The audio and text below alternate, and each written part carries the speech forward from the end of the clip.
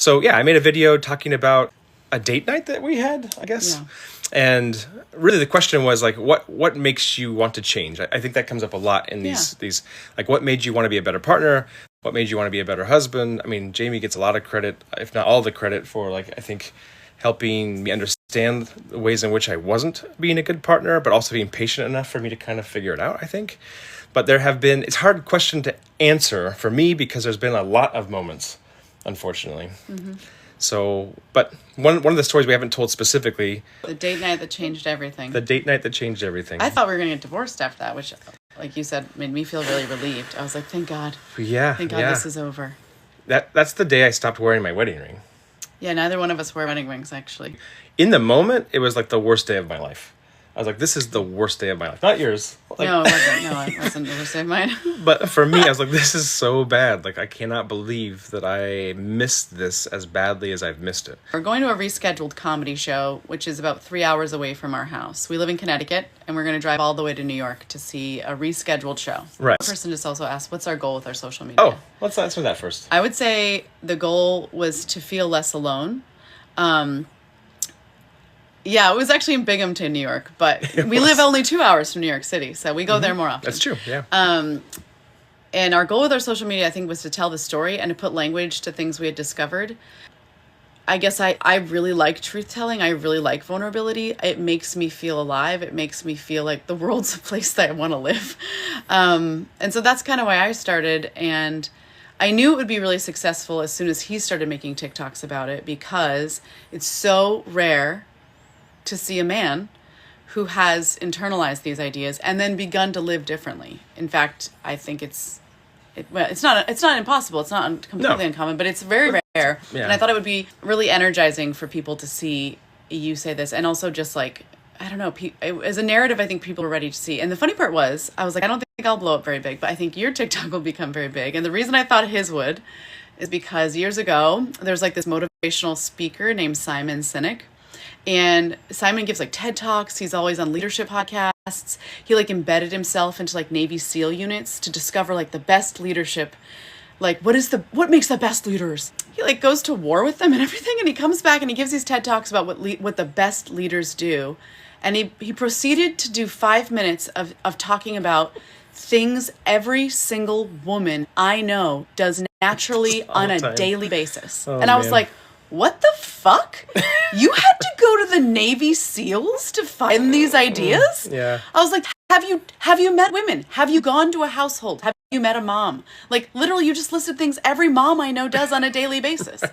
And this was like the way to be an exceptional leader. And I realized, he's viral because he's a man that has these insights. He discovered leadership the way Columbus discovered America. You know, exactly. Mm-hmm. Yeah. And I was like, oh, buddy, let's do this thing where, hilarious. Anyway, so I was like, you will be viral if you talk about this. Our goal is to share. Well, to Meredith's point, that's kind of, in this date night was like definitely a point where I was like, oh, this might be the end. Like, I took my wedding ring off because I realized that, like, it has meant something different to me the whole time than it should have. Yeah. Like, I think that so much of patriarchal connotations around marriage is possession. And so I thought, like, not only has it been possession for me, but I liked that. Like, I wanted it to be possession, and now I realize I've been possessing somebody who never should have been possessed. And on top of that, like, I've made her life worse. Like, that was never even in the. I mean, I'd been successful at everything I'd ever tried. Now, I didn't try a lot. I think that was a part of the problem. I try to stay in my lanes, but I thought, I'll definitely be good at marriage, like, because it matters to me, and I've never failed at anything. And man, did I fail! So, but this day in September of 2021 was like the first time I think I'd fully uploaded how badly I'd failed, And so to the earlier question about why we show up here, and to Meredith's point here, I think that we're trying to show up at least for the 2 points, to make people feel less alone, hopefully, and you definitely see that. I saw somebody else say, well, do men listen to you? You'd be really surprised how many people receive it or ask really beautiful, tender, and sweet questions. Yeah. Like, I just saw your TikTok, or your wife sent me a TikTok. Please help me. Like, I don't fully understand. Yeah. And I find it very endearing. I think there's a lot more partners, a lot more male partners, married to women who just want to know more and truly don't have a rubric. Like there's like a mental framework in storytelling. I want to like coin these words, but like the stories we tell ourselves are like the most important stories. And collectively as a culture, we have told stories and then built lives on that framework. And the stories themselves were garbage to begin with. They were. And so people, I don't fault people. I think there's a lot of like, men are the worst. And I'm like, they've caused a lot of harm. Yeah. But really, they were just building on the framework they were given. And it was shit. Yeah. Well, and we have to own that, though. And somebody had said, like, hey, you come so far, just celebrate that. I'm like, yeah, celebration is a wonderful lens. We have to celebrate growth. At the same time, when you are the person that caused harm, even if you had not intended to, if the impact was negative, we do not, as somebody in like powerful positions or positions of privilege, have the chance to kind of just sweep things under the rug and pretend like it didn't matter. Like, well, now that I know better and now that I'm doing better, we're just going to go ahead and forget about that. Like, you have to make reparations, and reparations takes time. I was telling Jamie earlier today that like, I heard somebody say once that like the length or the depth of the wound is how long it's going to take to kind of heal it, and that's uncomfortable when you've been doing poor things or acting poorly and harming somebody for a long time. It's going to take a long time to undo that, perhaps. But I see men. There's a group of guys who've already made mistakes, and they come and validate it. Like, oh my gosh, I wish I had seen this before. I have learned the hard way. There are people who come and are in the middle of it, and it's like, I don't know what to do. Like, I see somebody else there. I feel less alone, but like maybe this will offer a pathway. And thanks for sharing the live, by the way. That's very sweet. Thank you so much. We don't really come here thinking that we have answers. Like, I think it's mostly just like sharing experiences. I think right? advice sucks. You rarely will hear us say, and this is what we think you should do. No, that's... I know. I've tried very hard not to use that voice. It definitely is some stuff like, here's what I would have done differently. So yeah, there's a group of men also who, as you would not be surprised, are not ready to hear this information. Oh yeah, and they like lots of good angry ones. lots of variations on simp, even though they have no idea what simp means or where it came from. My favorite. You guys want to hear my favorite insult? Oh, please. Of all the insults that have ever happened on this app, levied at you. I get. I know which one this is, and oh man, it stings. It does sting. Oh my gosh, it's the meanest thing I've ever heard. That's what I told him. I love it. First of all, the comment was, "Has anyone ever told you?" Which I think is such a great introduction to something scathingly mean. So great, yeah. And then they said, "Has anyone ever told you that you look like Ron DeSantis?" I was like, oh. I wish I had saved the comment. I wish I had saved it because it was so good. I mean, you have to give props to people who do it well. I'd much rather have somebody have a sense of humor about it than not. But exactly, I was like, oh no. It's like, oh no. I know. I'm like, we laughed so hard. And our kids. Well, one of our sons that most likes to get under his skin was like, "Hey, look at this right next to Dad." That was the most scathing insult. Which is also funny because our next door neighbor, who's in her late 70s. Oh man, yeah, she can't see. We don't know if she can or not. But she also will be like, she'll come up to me, she's like, "Jamie," and her sweetest person on the planet. She is. "Jamie, have you seen that JD Vance?" And she has her eyebrows like this, JD Vance, and she's like, "You're so lucky. Your Josh looks just like him." No. And I was like, Carol, we're friends here. You gotta calm down. Yeah. She's like, it's a compliment. It's a compliment. That JD Vance, he's just so good looking.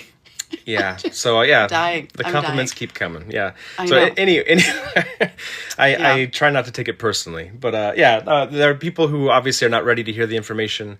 But then you have another group of people who are curious. Oh, hey, Jack.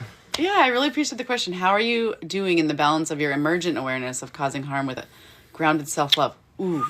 Well, I should have expected that question from you, my friend. It's a good one. That is a really good question. It depends on the day. I wish I could say it was a linear process. Yeah. It's not. It's a lot like grief. It is grief. Yeah.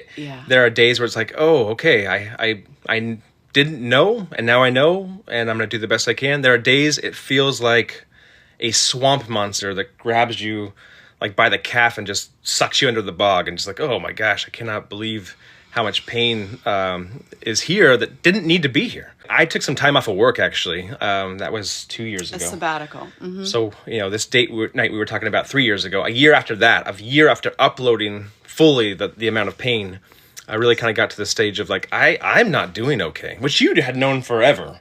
Like, I think sometimes as men, we just push that pain down and we don't have a lot of honesty. So the self-love is for me connected with self-awareness in a way. Mm-hmm. And so I actually took like 12 weeks off from work, which I know not everybody can do.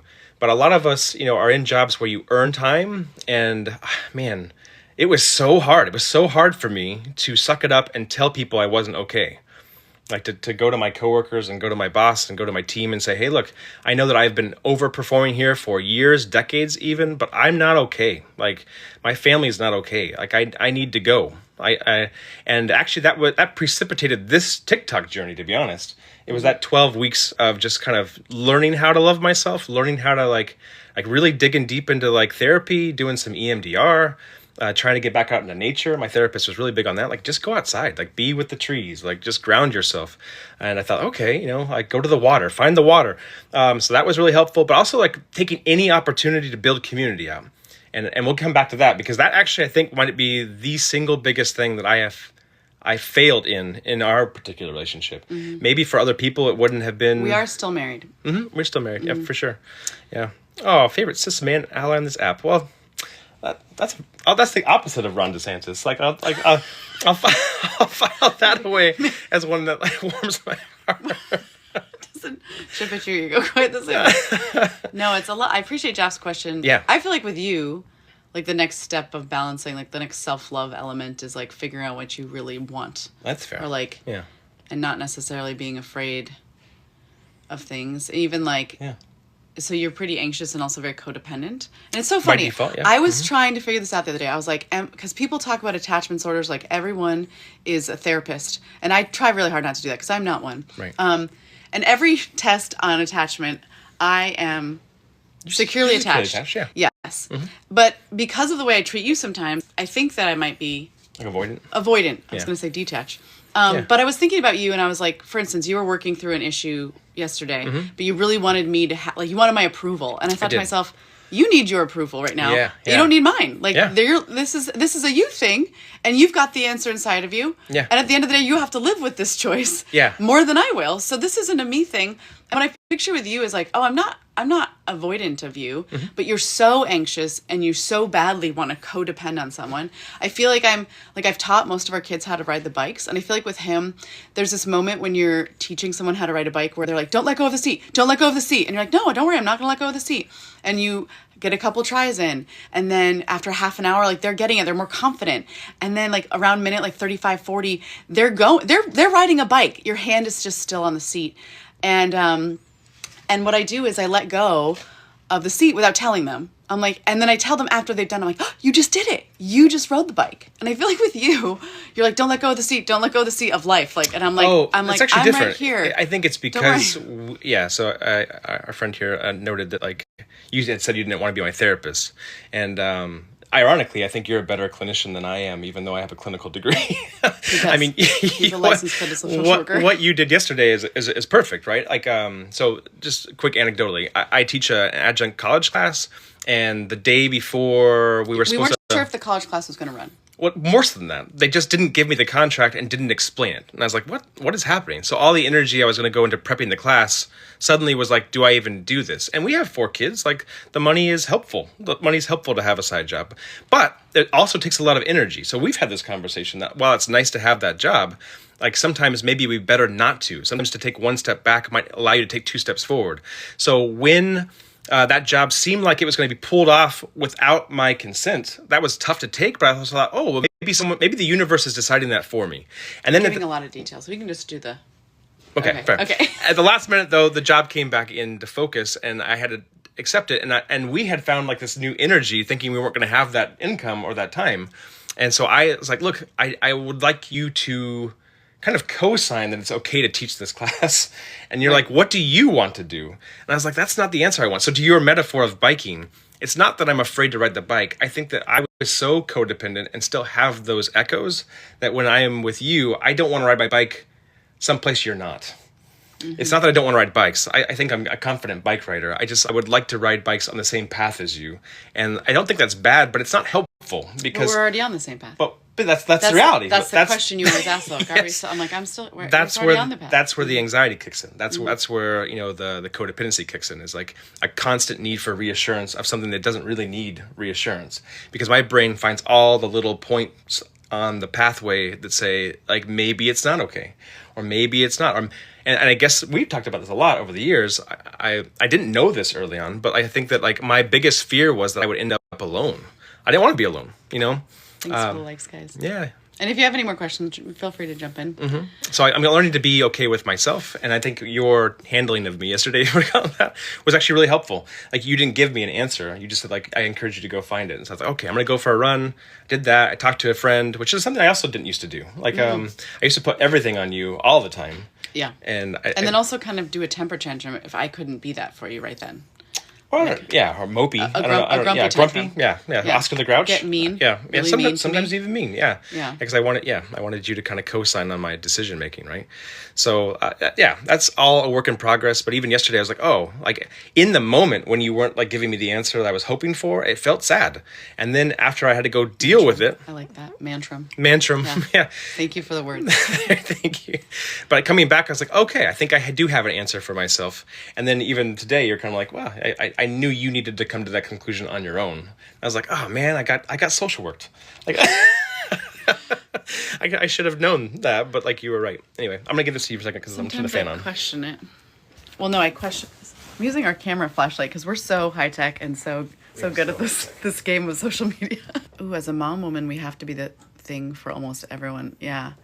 Yeah, I love that, Jack. It can be hard for both people to let their emotional senses of and grow with them. Yes. Oh, that's so hard. I would be so very excited to talk to you and your partner, Jack. Yeah, absolutely. I know you've navigated so much, especially post-harm. Any tips on letting people grow? I feel like the verb letting there is very interesting to me. So, as in, let me just ask you a question. As in letting the other person, letting yourself, like within the relationship, right? I think that's how I understand it. I think one of the best things we did individually to rebuild our relationship was like kind of having more times of separation. We even like did periods of time where we slept in separate bedrooms. Times where we put our sexual relationship on pause to do healing. Really to shore up our own individual hearts and minds, which I know is, I actually have no idea what standard marriage counseling would say. I have no idea, because we did try to seek out therapists. They kind of sucked. And it ended up being we weren't ready. really harmful. Yeah. Yeah. So how do you do this? I think I grew up in a really wonderful, loving environment that I didn't realize was as healthy as it was maybe until I met you. And I had never seen love be in the context of possession or control. I had always seen people love each other in ways that were, that's that person over there. I don't get that about them, but I still love them immensely.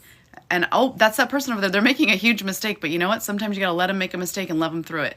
I had a lot of that kind of love modeled. So at no point did I really want to not let you do anything, but there was definitely lots that, at least from my perspective, it felt like you're like, no, don't go anywhere, don't grow, don't do this, don't. It was very like, even now I'll sometimes be like, I'll say like, right now you're trying to control me and I don't like it. No, your words are very helpful. Yes, because when he gets anxious about something, even building IKEA furniture, like he will just start to interfere a lot. And I'm like, it feels like a lot like you're trying to control me right now. And I don't understand it. I'm like, is this really, are you anxious right now? Yeah. Maybe you should ask yourself. True. My anxiety sometimes comes out in micromanaging. Like I'm looking for extra bits for connection, which can feel like babysitting, which is not what I'm intending. But like when you say like, hey, this doesn't feel good. I'm like, oh, okay. This is a me issue, not an IKEA or issue. I'll be like, if you need certain type of love or reassurance, that's fine. Yeah. But maybe it can stop coming in the form of telling me how to build this cabinet. Well, yeah. And it's not usually kind of because you're so good at that. Yeah. But things like that. Yeah. So I think on my end, like, that makes sense. But I think he might be asking you, like, how do you let? I mean, I guess you answered it. Yeah. Hopefully we answered some of your question. Someone said, how did you navigate nagging? Okay, so this is something I didn't do enough. I didn't nag enough, that's for sure. I am an internal processor in terms of, I talk a lot on TikTok, but shockingly, words are not my talent. Putting things in words is not something I'm very skilled at. And so when things were going poorly in our marriage, I actually didn't nag enough. I would usually mention it once or twice because in my rubric of my mind, all the other loving relationships I've ever been in my life, when someone who claims to love you comes to you and tells you something important, you listen. And so I had no rubric. I had no mental ability to conceptualize a relationship where someone claimed to love you and then didn't take you seriously. Right. So I'd mention it once or twice. And then after that, I didn't bring it up because I assumed like he doesn't care. If he cared, he would address this. If he cared, he'd get curious. If he cared, he would listen, but he doesn't care. So I just quietly started to plan my exit. I was like, joke's on me. Here I thought we were in a loving, caring, mutually supportive relationship, and then we got married and had 4 kids, and that led me on. I read into that, thinking that we were in a loving relationship, but I felt like a fool for a long time because in so many ways you demonstrated indifference toward me. From your family cultural point of view, I think, which I think is more accurate than mine was. But I think this is why this is so interesting, is because I think you can be good-willed and have bad impact. Like, there was never a point in time where I was trying not to listen to you.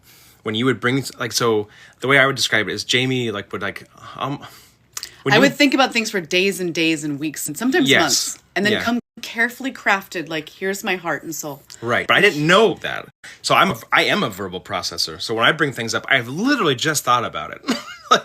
It'll be like, like this thing just came in my mind. Like let's. And when I bring it up, I don't mean to say that I have an idea on it. I like to kick it around out loud. So when you would do that, I thought like, you're inviting my feedback. I'm happy to give feedback. I have lots of feedback, but and so I wasn't listening to support your idea. I was listening to debate it and try to, which is not good relationship skills. But I was never trying to not listen to you. In fact, my like pushing back and my debating was a socialized skill I learned as a man to try to engage an idea. A poor socialization, a poor skill set, but intended to like move the conversation forward. But it didn't feel like that. Thank you for the gifts. I have no idea what they mean, but I appreciate them. We don't know much about TikTok. Yeah. I wanted to address, I do know who Gottman is. I've read a lot of his work. I did not know who he was earlier in our marriage. We're not in couples therapy. We did go for a very short time. We tried sex therapy too, even worse. It was so damaging. And then Gottman specifically, I think the thing I find most compelling about Gottman's ideas, at least in our scenario, was that the level of success marriages have is so closely tied to the level of influence people allow to have over one another. Yeah. And when we were first married for the first 2 years, we lived in a kind of a beautiful community in Montana that we loved. Mm-hmm. And we became such dear friends in a very tight-knit community. And I remember members of our friends being like, hey, can you get Josh to do this? And I was like, absolutely not, I can't. I was like, if you want him to do that, you need to go ask him, because I have no say in that man's life. And my friends... Which was shocking to me. I did. I was like, I thought that would be part of this marriage deal, but absolutely not. He does not listen to me. Well, I didn't even know that I wasn't listening. That's what I'm trying... Like, you told me that story years later. I'm like, what? Like, I wasn't listening to you? That's how bad I was. Like, I'm just trying to listen. I'm trying to engage. But anyway, so go ahead. Anyway, so I find that nugget very interesting and very helpful. I wish I had seen that much earlier. That Gottman staple.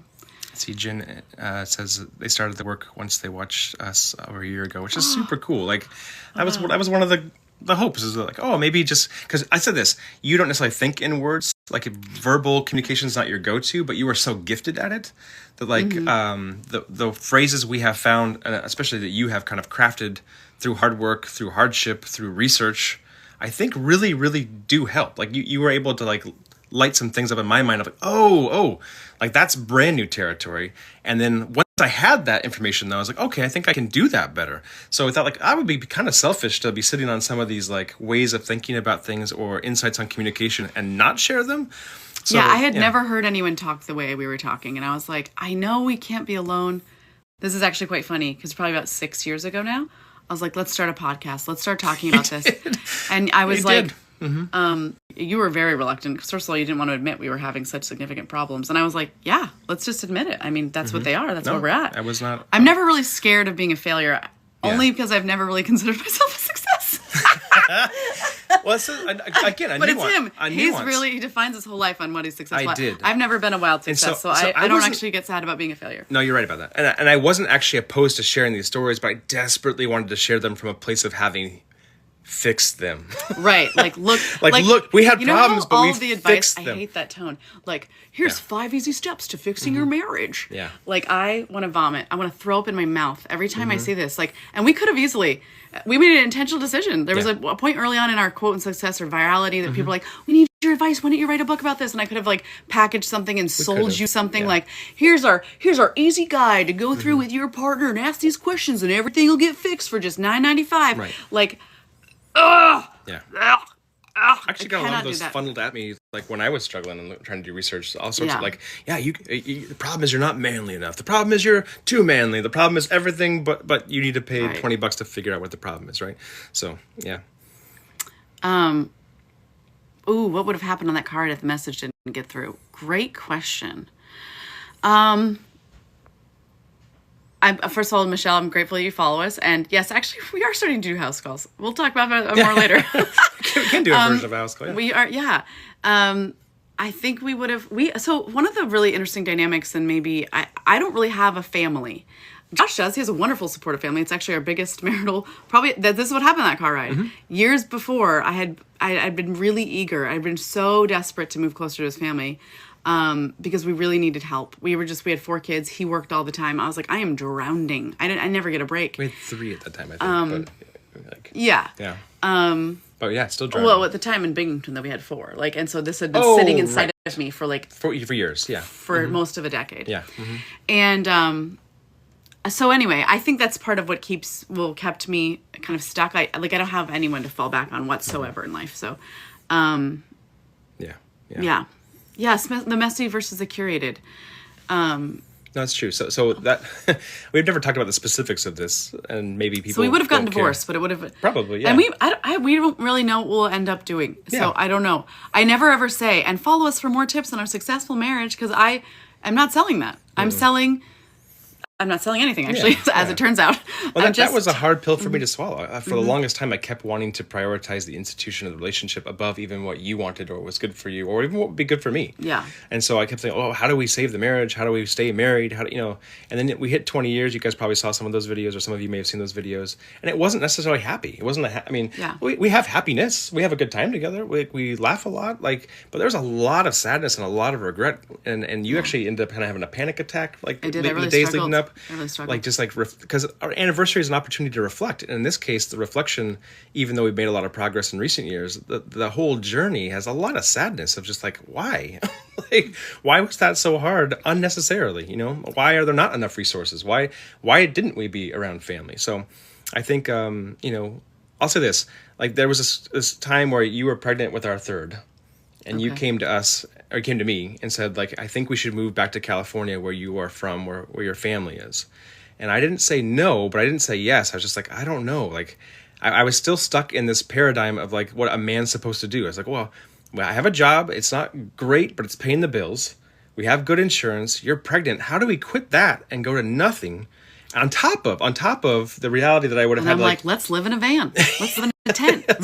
we can live in the outdoors. Let's Yeah, go pitch a tent in your yeah. mom's backyard. But I was even I think more afraid of the idea that how I would be perceived. And you would talk about this all the time about you're more concerned about how other people see you than you actually are about how you show up here. And I'm no, but you are absolutely right. So there was a part of me even in that conversation how do I go back to my own parents and ask them for help? Because we would have needed to move in with them temporarily. And I was I don't know, as a man with a wife and 3 kids, how do you do that? But the reality is, we would have done it together, and I don't know that I was thinking that way. So lots of people have come in here. Yes, and it makes me feel, I guess, not crazy that we struggled this hard, because so many people say they've related to many, many details of relationships. So it just makes me know it's a systemic thing. Yeah. It's not we chose wrong. It's not we are wrong. One person asked, how can we accept that we're just not knowing if we're going to stay connected or staying committed or being married? So I don't know that we accept it well all the time. Right now, we have a pretty, we are really, our kids are phenomenal. Yeah, we have 4 of they're them. really great. Our oldest son is a senior in high school and just drove himself to high school yesterday. And the younger siblings, this is awesome. And our sophomore. The day-to-day of life right now is something we are just... It's a priority. Getting the joy out of, really being committed to their success. And so, I don't know, right now we have such a big mission that the not knowing, I don't know, I feel settled in the not knowing. I think that's probably something you feel differently about. I just have had to process. We are different on this front, so I think it's a good question. I think for me, I've had to recategorize what commitment means. So again, when you're prioritizing the institution and not the person, you could easily think that like divorce or separation means you're no longer committed. I very much disagree with that. Sorry. I don't know that the light is helpful. let's go to the comment. Up there Okay. might be okay. You let us know if this extra light is helpful or not. How's that going for you? But anyway, I think for me, I think I've landed in the spot, like I said, like with the anxiety constantly lies to me and says like, oh, you're not good enough. Like you don't have a place to belong. This person that's with you doesn't even necessarily want to be here. You're looking for all the clues in the wrong direction. And so commitment to me is like, I think that after 20 plus years of being married and even longer knowing each other, there's no version of the universe in which we're not committed to each other, you know? Said Blair was, we'll always be committed to each other. Yeah, There's so not. it may or may not have marital status. I would but, ride or die for you. Yeah. There's like commitment will always be there. What that looks like, may change. Does that make sense? And it might have different seasons. Like we've talked Yes, about, like yes. you know, maybe we do stay married, but maybe it just doesn't look like other people's marriages as Yeah. people are trying to figure things out. Maybe it just means that you move to do a job or an internship or a grad student, and that used to like really freak me out. Like because I was told like quite point blank by my father, who I believed, that like a relationship is entirely dependent on how much time you spend together. And I don't necessarily disagree with that. I think our marriage probably could look more traditional had it been a place of like thriving and goodness for me. Yeah, but it for wasn't. Sure. Yeah, and it may return to something like that. Who knows? We don't have like, so we're not trying to like spend too much time worrying about the future. But I find personal peace and solace knowing that like I have a really amazing friend who knows me very well, and that like now that I understand you better and also understand my role in your life better, like I think that's key. If you know what your role is in somebody's life, I think that takes away some of the anxiety. Like my role now is not to possess you. My role, and it never should have been. Yeah, it's my based my on role the is to people, support not you. society's standards of marriage. We're just going to be each other's people. Yeah, we're each other's people. And to other the people end, may so. not get that, but they don't need to. Yeah. Because they're not in this marriage, as it turns out. Yeah. As it turns out. So someone asked, what do we enjoy about each other? The most about each other. I want to go first. Okay. I've already thought about it. Okay. Okay, there's a lot. So it's funny. We talk about our marriage problems or whatever, but you guys don't know this, he's one of the most hilarious people. Like, our kids will just die laughing with him. And even like in our family group chat, like the callback, meme, jokes, like just he's a really funny person. That's not my favorite though. My favorite part about you is how good of a dad you are. He's probably one of the most exceptional dads I'll ever witness on planet Earth. It's extraordinary. And the gift this is to my kids, I can't even put it into words. He's a really extraordinary father, and that's my favorite part of you. Yeah. Yeah. I mean, I think that for me, it has long been like your consistent commitment to taking care of the community. I think that like as a guy, I thought like, oh, like the community, it matters to me, but I have to get my needs met first, like that Maslow's hierarchy of needs, which turns out to be wrong. It's just upside down. That Maslow guy, stealing stuff and flipping perverting it around 180s. Like, so I think that the degree to which I thought for a long time, this actually, I think, harmed us. I would see you prioritizing the community over yourself and think like, oh no, we gotta get your Maslow's hierarchy right. Like I know how to flip that around. Like I know how to like help you prioritize yourself. And that's not to say that self-care is not a real thing or shouldn't matter. But like you constantly see people, like you are volunteering in the schools, you are like signing up for boards. Like when you find out a way to make the community better, you're hopping on it. Like even right now, you have this passion that you've kind of cultivated around like city planning and like urban design. And I've only done one TikTok about it, but guys, I want to make 1,000 about it. But I love that you like see something like that can make it better. I'm really fun and, at parties. If you want to talk about walkable cities or infrastructure or street design, I'm really fun at parties. But I will say that she's also like really, really fun. I mean, like I have all sorts of videos in my drafts that I don't post. They're just really for us, but like maybe I should post them of like her just handstand walking through the house. I walk on my hands, like during the like a Olympics, circus. like she got like so pumped up that she was constantly like landing like a gymnast everywhere and like kind of I do. Yeah. I would flip onto couches. So just a lot of fun. Like so I would jokingly. this question came up in the actual comment section. Oh yeah. So, yeah.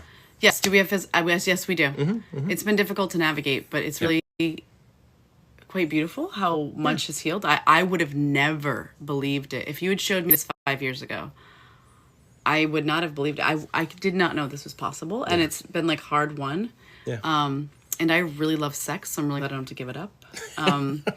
And I think you second. Same. You second. Same. Yeah. Yeah. I think it's been one of those things, like from my perspective, that like is entirely in line with like learning how to be present to myself. Yeah. Like sex for a long time was an escape from life for me. Yeah. Oh, yeah. And I liked you a lot, but it was an escape. And Yeah. now it's like, no, I want to be present. And that difference Yes. is a huge difference. I'm not always good at it. There's still like skills I don't have or things I wish I had. But Yeah. I think that there are really beautiful moments. And I think it's also no longer a priority, like in the way that I prioritize it. It's not top of the list. Definitely quality over Yeah, quality quantity. over quantity. Yeah. But it's a good amount of quantity, I think. Yeah, no Uh-huh. complaints. If we could get pregnant, we would. That's for sure. We get pregnant so easily. Speaking of which, you asked how many kids we our youngest is 11 and our oldest is 16. Yeah. Actually, Michelle, that's a good question. I think they automatically record these lives. Maybe I can try to find a way. So we started a YouTube channel. We do. And, we're gonna do maybe more I can long just- form content on Yeah. in YouTube. Maybe I can post this. We're there. gonna figure out how to go live on YouTube as well. Yes. You had no NSP for 2 years. That's really hard. That's very, very it's hard. super hard. What advice for someone who feels like a complete beginner at developing EQ? Oh, great question.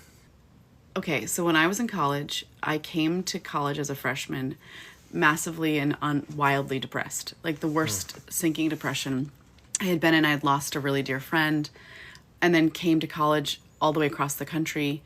And just it was a 1-2 punch. I just made me very depressed. And my roommate had come to college having just experienced the loss of a friend by suicide, and she came to college really depressed. And I was so grateful that I didn't have to pretend to be like, oh my gosh, we're happy freshmen. Like, oh my God, we're in college. Are you gonna rush? Like, we actually laid on the floor and played sad music and cried at night together. And I realize now what a gift that was, because I was in such a bad place, and she did not make me.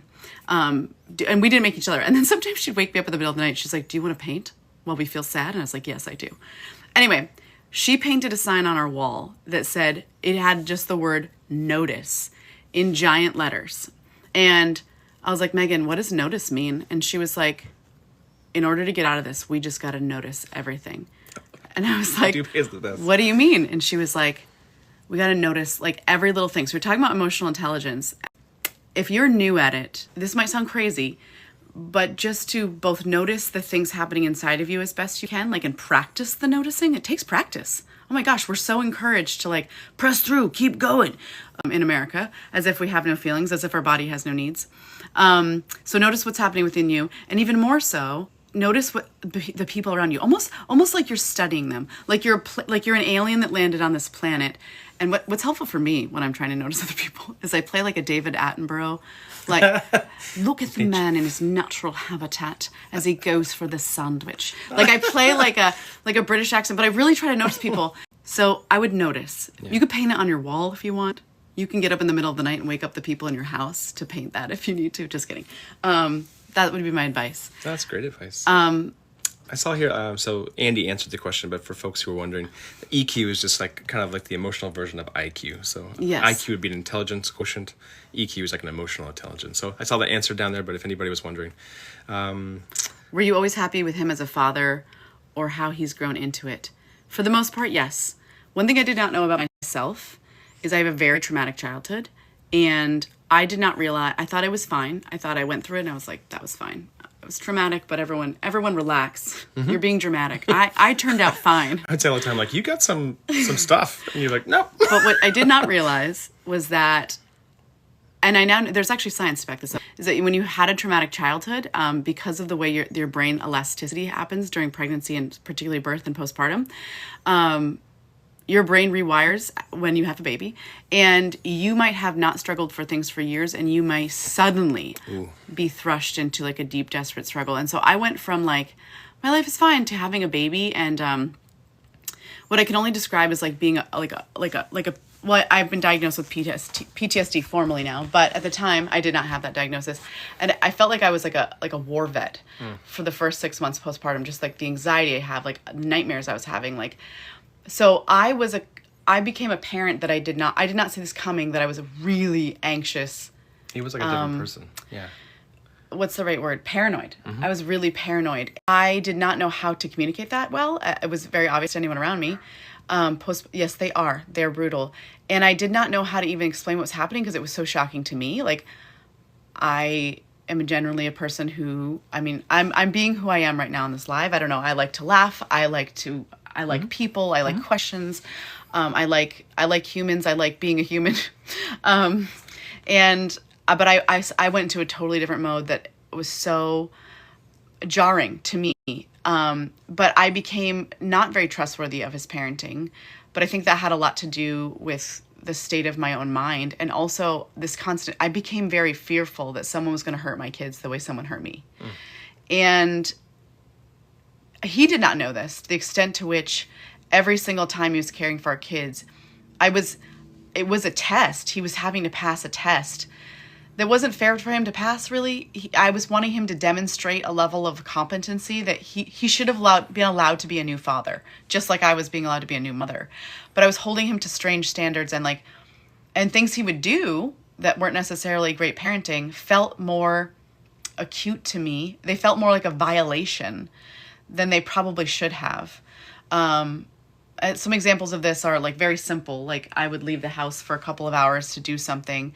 And if I came home and the kids weren't fed on a schedule, like I had been neglected a lot as a kid, or I'd been made put in charge of other kids when I was like only 3 or 4, like you go make them dinner. Parenting forever, yeah. And so the fact that like I would come home and immediately our children would be like, I'm hungry, Dad didn't feed us.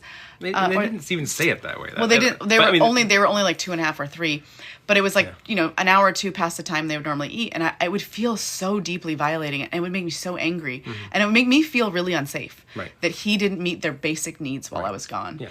But the degree to which that made me feel unsafe was probably exaggerated by my own traumas, which I probably should have worked through in advance. Well, and if we'd been, I don't know, like fatherhood's an interesting piece, parenting's an interesting piece, because I think that I tried really hard to be a better dad than the dads I saw, and yet there were things like this example where I still wasn't thinking communally.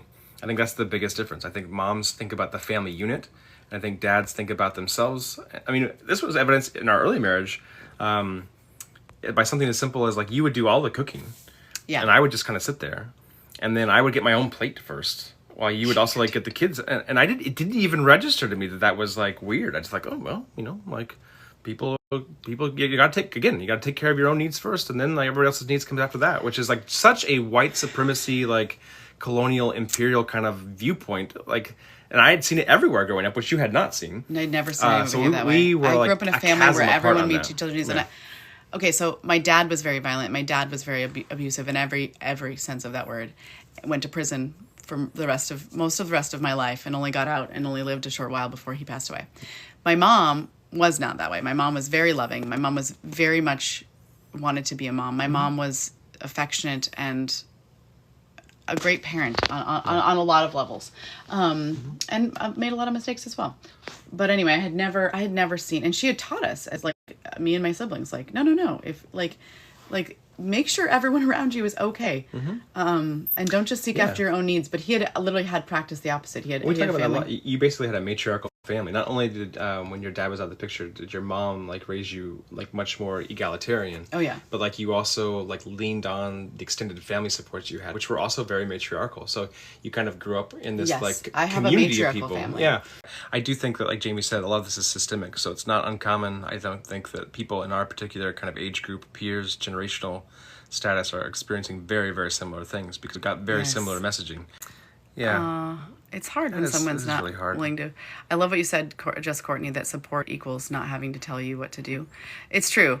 And also, though, sometimes at the beginning you do have to tell people what to do because that's how they come to know you. I had a very emotionally intelligent family. Like, even my brothers are some of the best husbands I've ever met and the best fathers I've ever met. Very emotionally yeah.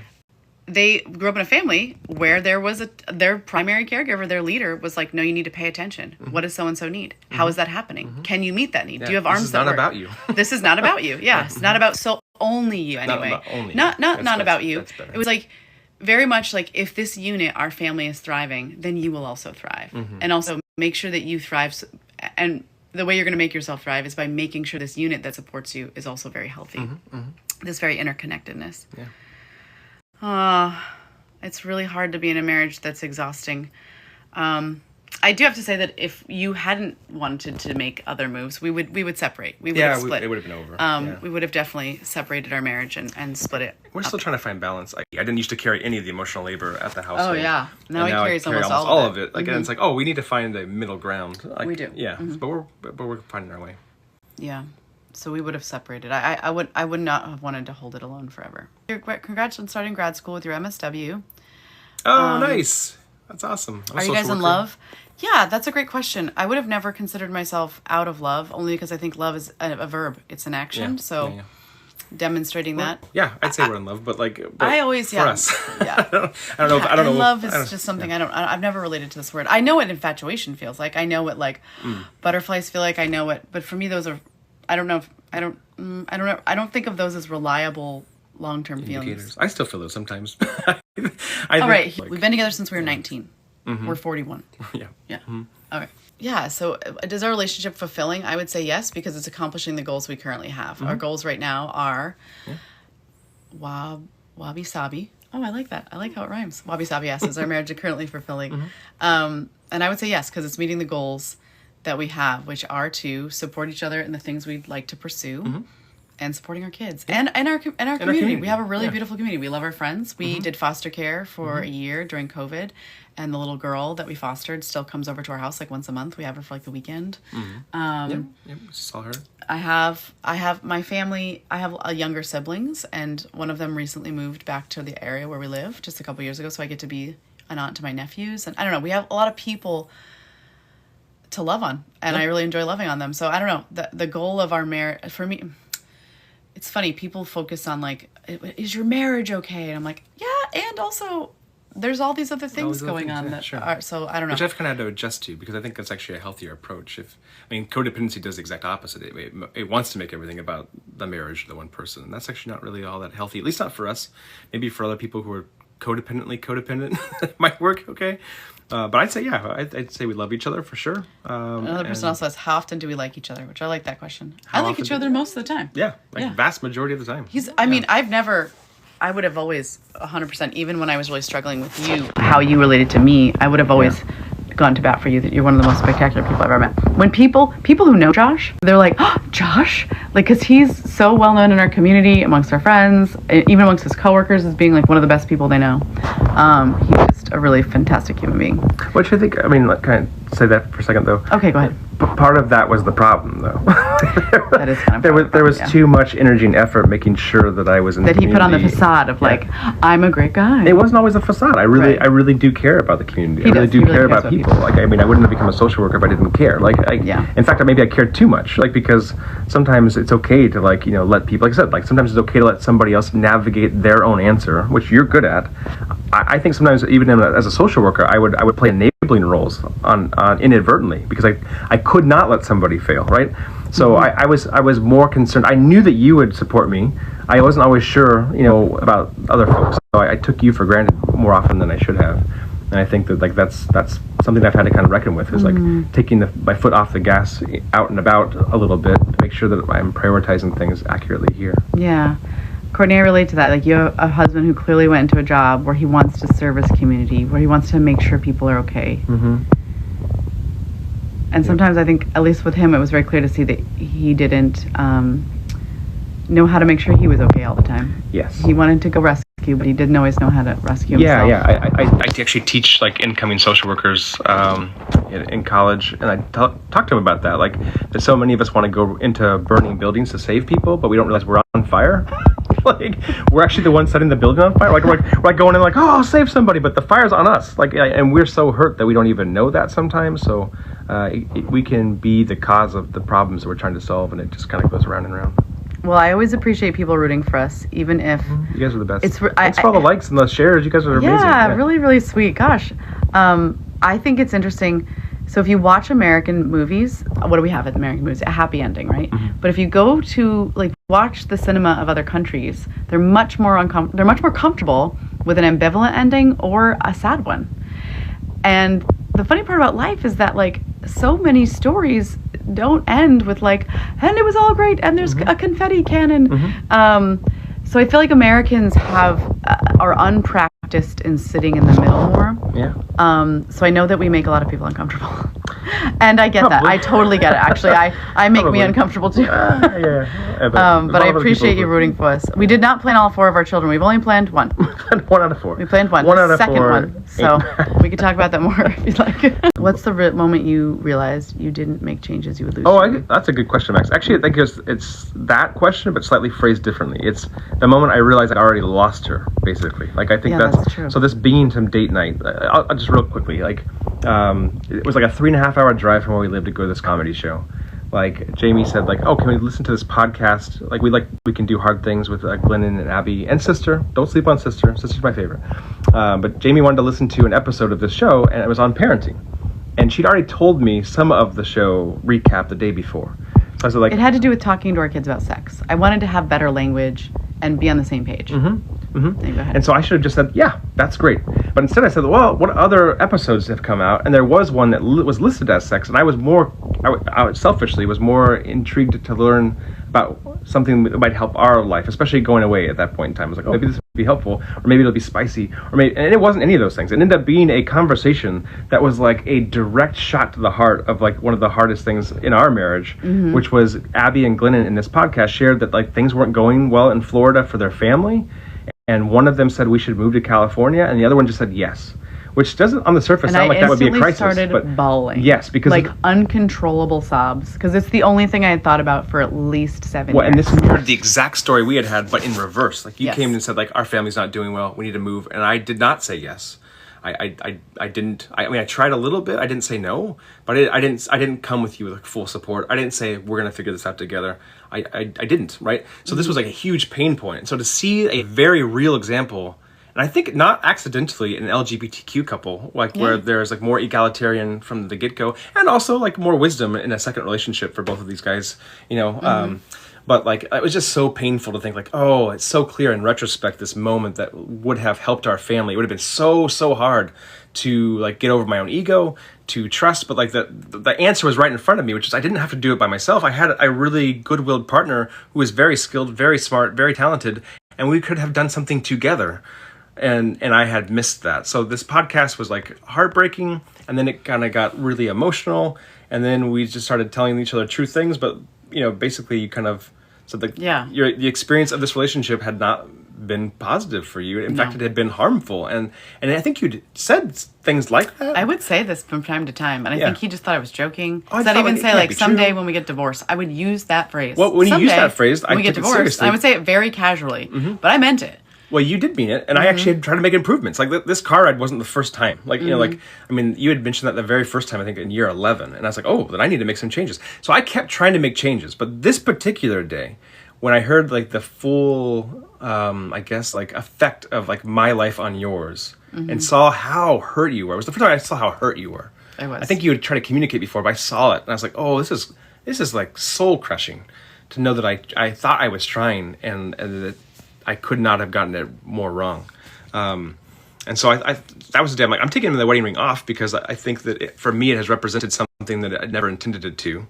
Maybe I'll put it back on someday when it means something different. But I realized there have been things that you had told me about your values consistently over the years that I had dismissed. Literally ignored. Like like you had said like how important community was for you and how important it was for our kids. And I kept thinking like, okay, I hear you. But I didn't do anything about it. Like I didn't like reach out to other people. I thought, oh, that's a mom's job. Like, you know, just like it's a mom's job to find the babysitter. It's a mom's job to kind of create the friendships. It's a mom's job. Like, no. There's no.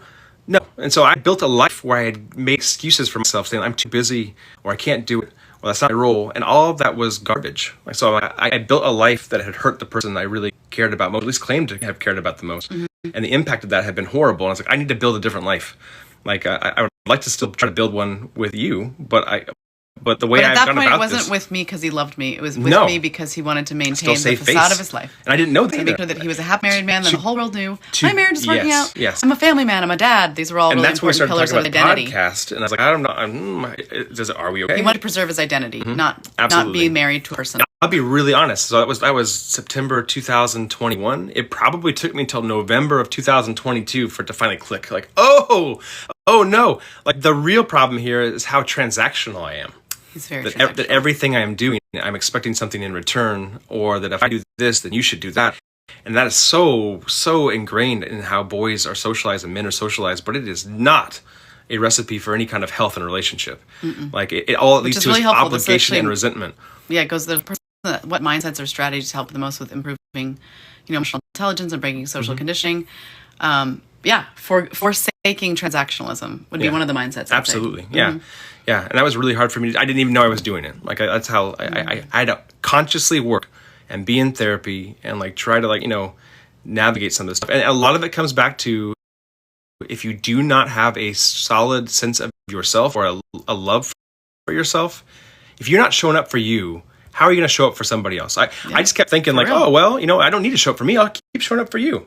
That's not how it works. Like if you're in a relationship with somebody else who cannot love themselves well, that person is not going to be able to love you well either. And that's not to say they can't be capable of it. That's the conclusion I come to. I tried to love him well for years, and it didn't. Emotional black hole. Never really worked. What would be another mindset, would you say, besides shifting from transactionalism? Yeah. So here's one of our favorite marriage questions. Okay. And it's the phrase, "Who is this for?" And that's an important question because all the time he's like, "I'm doing this for you." I was like, Yeah. Who is this for? Because it's not for me, because I don't even like what's happening right now. So if it's for me, then it's the shittiest gift anyone's ever given, because I hate it. Yeah. So who is it really for? I hate And that when we question came back to it, he's like, "Oh, it makes me feel good to do this for you." Which isn't always bad. Or it makes me feel, like I'm fulfilling a role. Yes. So one of the mindsets we do is stop fulfilling roles and actually get really honest about what actions we were taking and who was it really for. Who was it really for? Yeah, when you started asking that, I hated it. So I was like, it's really for you, right? No. So much of what I was doing was trying to make me feel better. But actually, this happens all the time in American society.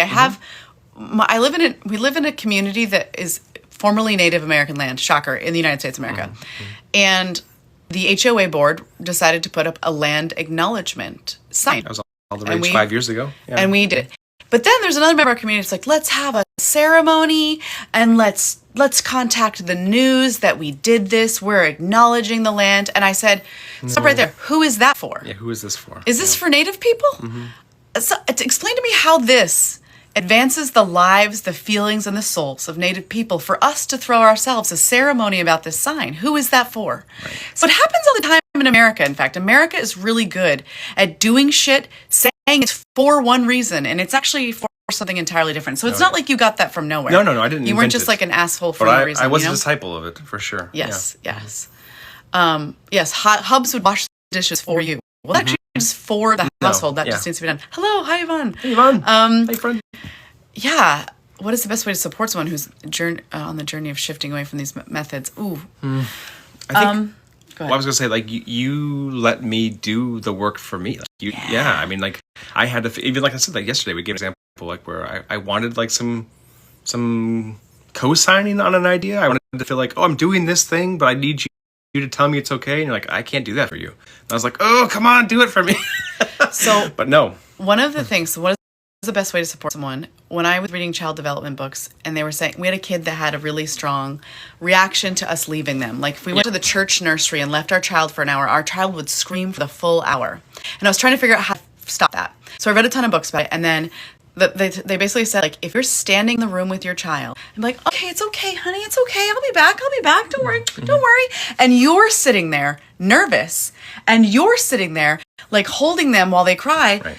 You could just say, you just need to look at them straight in the eye and be like, I know this is really sad, but I promise I'll be back. And I know you're going to be fine. And then you need to walk out of the room confidently, because the more confidently you walk away, the more you signal to this child that the caregiver you've left them with is someone you trust. Yes. That's how you form secure attachment. That child will then learn, and then you come back, and then when you've had that exchange, but the longer you sit there don't worry, I'm here. Oh, it's okay. Oh, honey, are you okay? When you're doing that, you're actually making it worse. Yes. The way you show someone that they are secure is by showing them. You'll rarely tell them.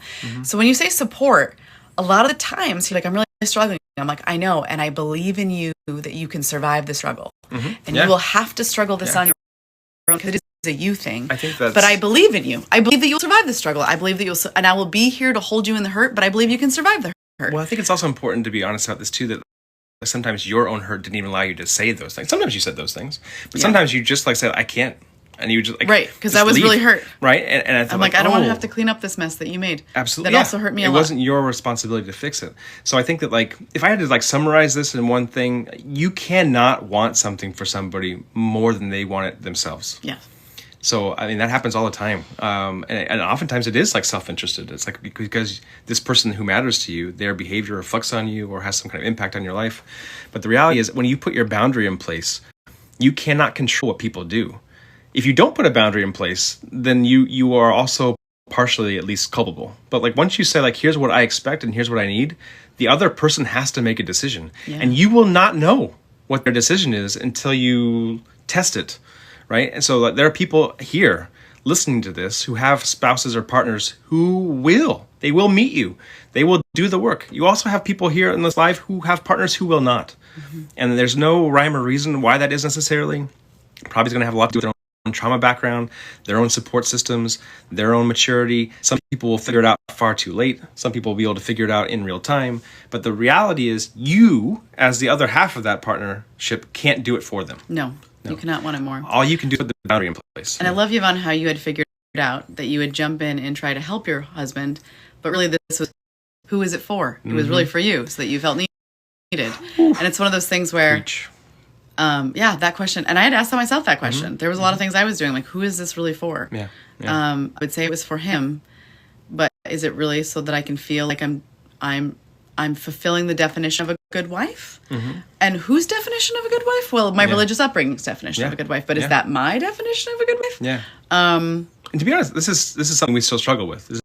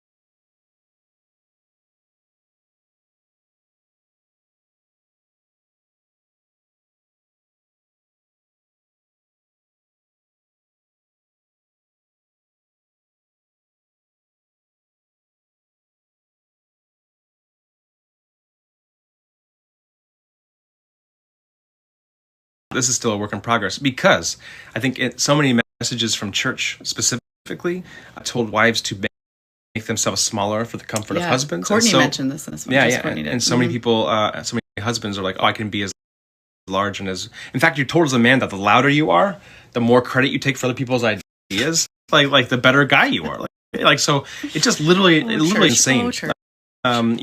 Recipe for a relationship. So I think that we had this conversation around that 20-year mark, last a couple weeks ago, where I think it was a really honest one, and we were trying to navigate, which is like sometimes you still feel like conditioned, kind of like to like almost like where grass has been worn away, where car has been driven a lot. Mm-hmm. That like there's a rut in our particular relationship where sometimes the truest version of you still can't show up because it still feels like it has to be small around me. And like that really hurts to hear, but like I totally get it, and I think that's all the more reason. Or I will defer to his needs or feelings. Right. I'm afraid that I will do that sometimes. Yeah. So we're still trying to do it. A really strong. I had made that a habit. I had made that my habit of deferring to him in moments where I really should have been speaking up. Yeah. Or trying to meet his needs and forsaking my own. Mm-hmm, mm-hmm. And I'd made that such a habit. Whatever muscles you build, they get stronger, right? Yes. So I had built these muscles that it turned out they were huge, and they were terrible. Yeah. I had exercised the wrong thing. Yeah. And I worked hard to like get better, and I think I am getting better, but that doesn't necessarily mean all the muscle memory has been retrained, right? So I think, sometimes it's about just making sure there's time and space. Like I think right now,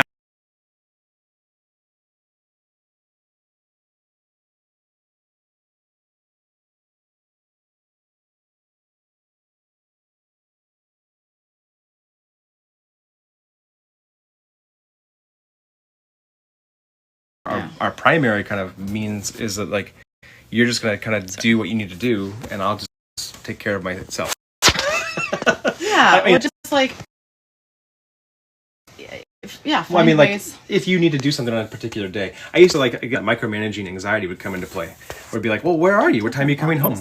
Oh yeah, he would really want like almost like keep track of me. Yeah, but I wasn't trying to keep track of you as much as I wanted to make sure I was okay, because you were my touch tree, which is not fair to you. Are you coming home? So now it's like, hey, is it home? Are you now? Yeah, I mean, I think communication and courtesy is great, but like the reality is, in our particular relationship, I think it's important for you to feel like you are more free than held. If that makes sense, to kind of like find some extra time and space to heal. Well, just in light of how we operated for so long, Yeah. we're kind of course correcting. Course correcting. Sometimes so our pendulum was all the way over here for a long time, and we have course corrected on the other side. It's not perfect, and we also know that that's not where we want to land, but it is part of the way we get back to the healing. It's sort of a way of making reparations for the damage, and also a way of like exploring parts of ourselves that went very unexplored. Yeah. And we have no practice in those segments of our lives. So it's kind of like we swung all the way over there, and we both know that's not where we'll land. Ooh, I should say this too. Like, back to that question of like attitudes or mindset shifts.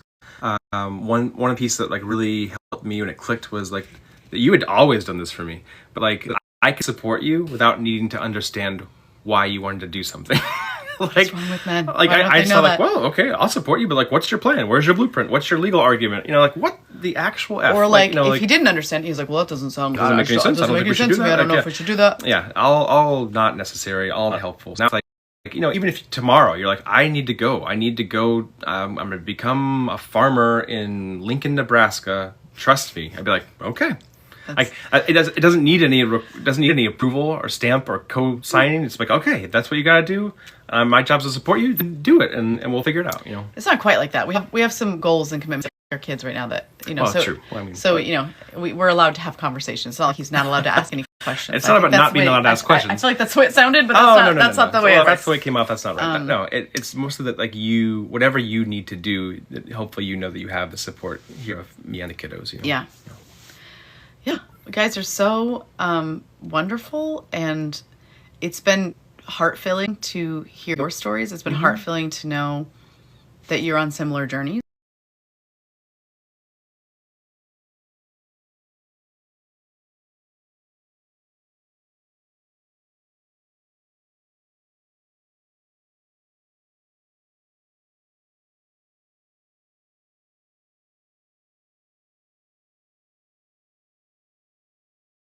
Been and really beautiful. I'm very honored at all the ways that you've shared, whether you're viewing or commenting or participating, like really truly